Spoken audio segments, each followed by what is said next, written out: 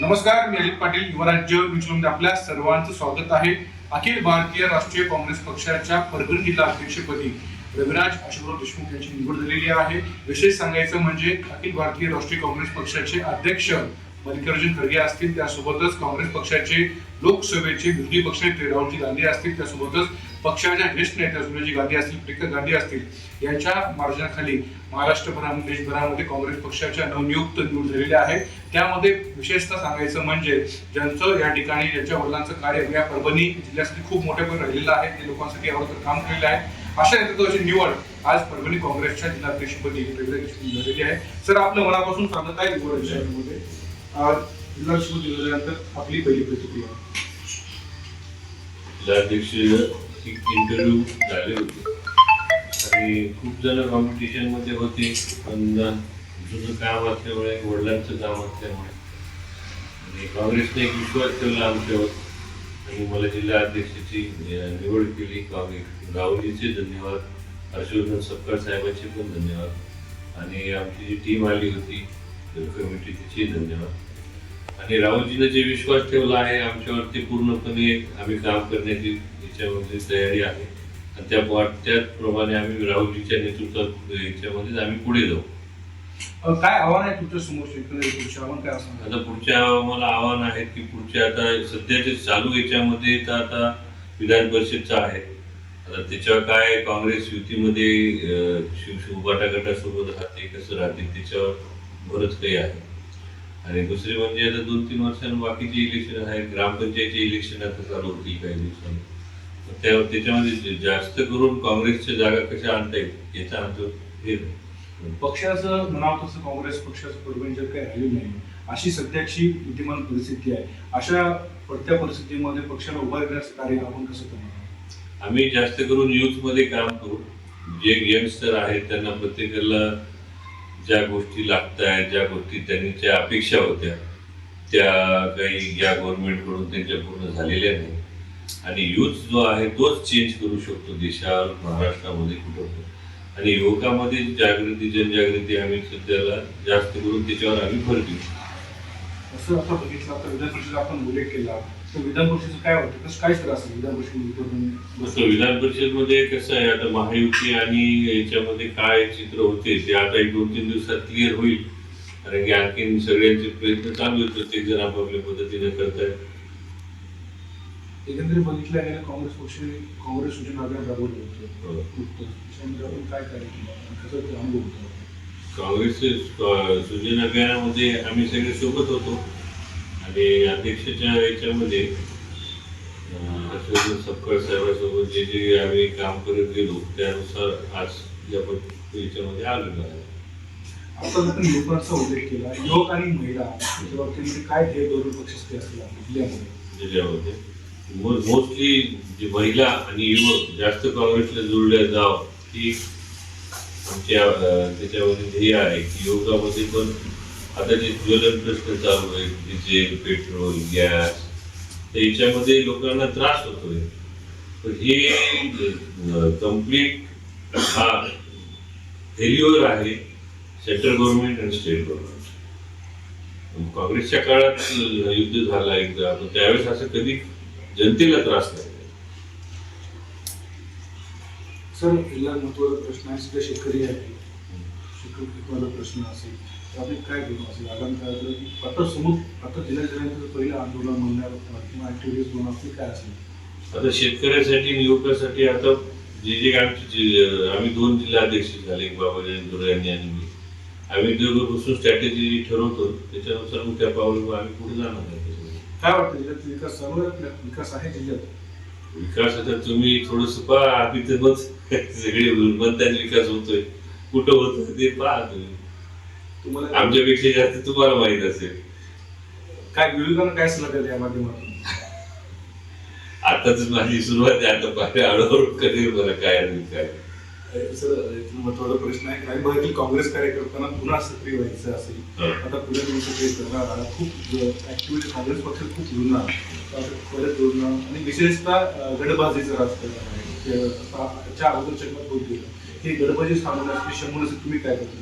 नाही, काँग्रेसमध्ये निवडी होईपर्यंत गटबाजी होत्या. निवडणूक झाल्यानंतर सगळे एकत्र काम करतील. मागच्या इलेक्शनला तसंच झालेलं आहे. पहिले तिकीट भेटेपर्यंत थोडंफार असते किंवा पद भेटेपर्यंत थोडंफार चालते, पण ते नंतर सगळे सोबतच काम करणार. कोणी असं काही गडबाजी म्हणून काँग्रेसमध्ये नाही. महाराष्ट्र विकासाचा प्रश्न आहे. विधान परिषद इलेक्शन होत आहे, तर आपली मागणी आहे काँग्रेस पक्षाला सीट सुटली पाहिजे. सुटली पाहिजे आमची तर मागणी आहे, पण आता वरिष्ठ जे काय ठरवतील त्याच्यावर सगळा विषय आहे. सर, एक महत्वाचा प्रश्न, पक्षश्रेष्ठी दाखवल्याबद्दल विश्वासाबद्दल आपण काय सांगणार? पक्षीय श्रेष्ठीने जी माझ्यावर विश्वास आहे त्यांचे सर्वप्रथम मी धन्यवाद बोललो, तेच तुम्हाला पहिल्यांदा सांगितलं.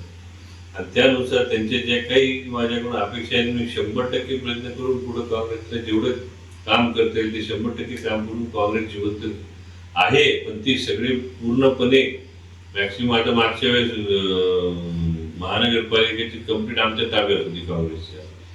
यावेळेस थोडंसं कमी जास्त झाल्यामुळं आजही आमच्या युतीमध्ये आहे. पहिले वन वे होती.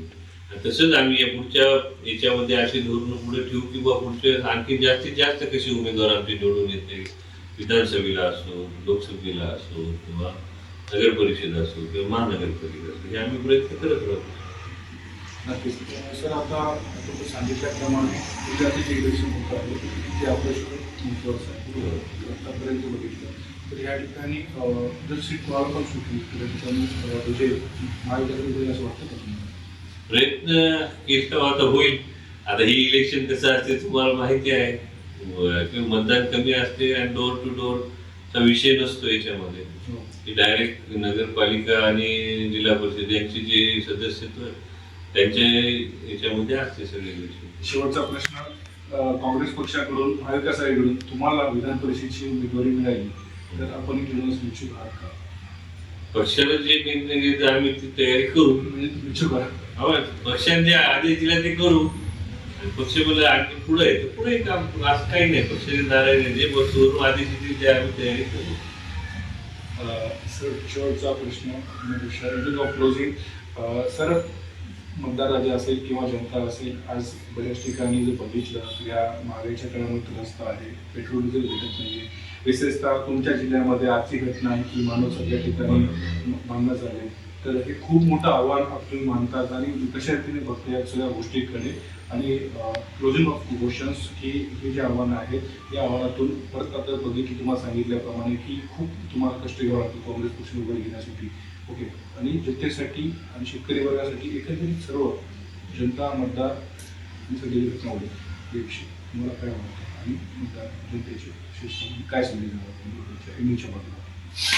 आता हे जे गोष्टी होत आहेत सराउंडिंग त्याच्यासाठी ह्या पूर्णपणे मी पहिल्यांदाही म्हटलंय की बाबा हे लॅक ऑफ नियोजन. म्हणजे आता हे तुम्हाला माहिती आहे की बाबा आता काही दिवस होणार आहे, तर हे नियोजन लावायला पाहिजे.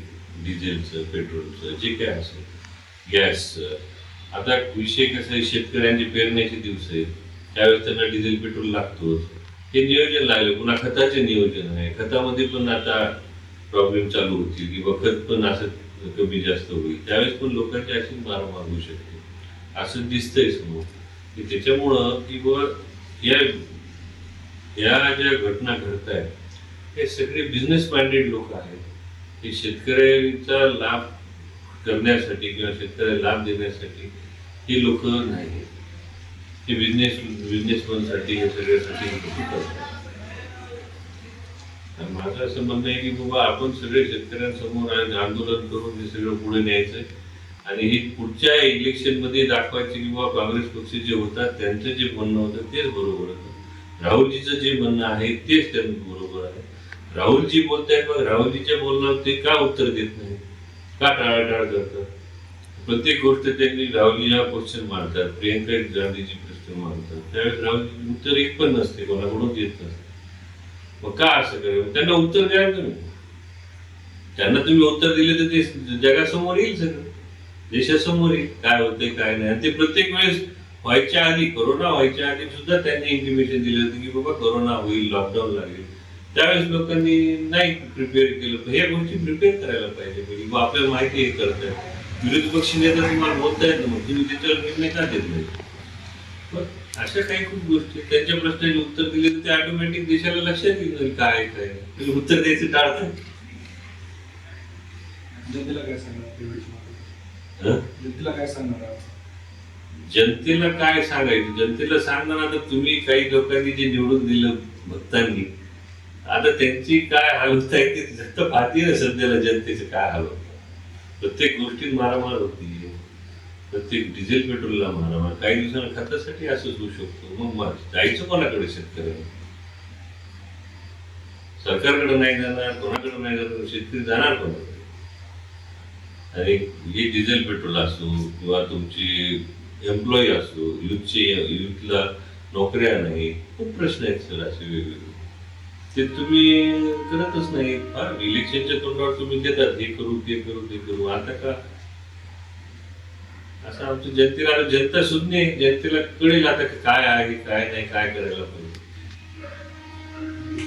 नक्कीच हे होते आपल्याशी बोलण्यासाठी सन्मान्य काँग्रेस पक्ष जिल्हा अध्यक्ष. आगामी काळामध्ये शेतकऱ्यांसाठी, युवकांसाठी, महिलांसाठी धोरण असण्यास सांगितले. त्यासोबतच या ठिकाणी परत एकदा पक्षाच्या वाढीसाठी ते प्रयत्न सांगितले. धन्यवाद सर, आपण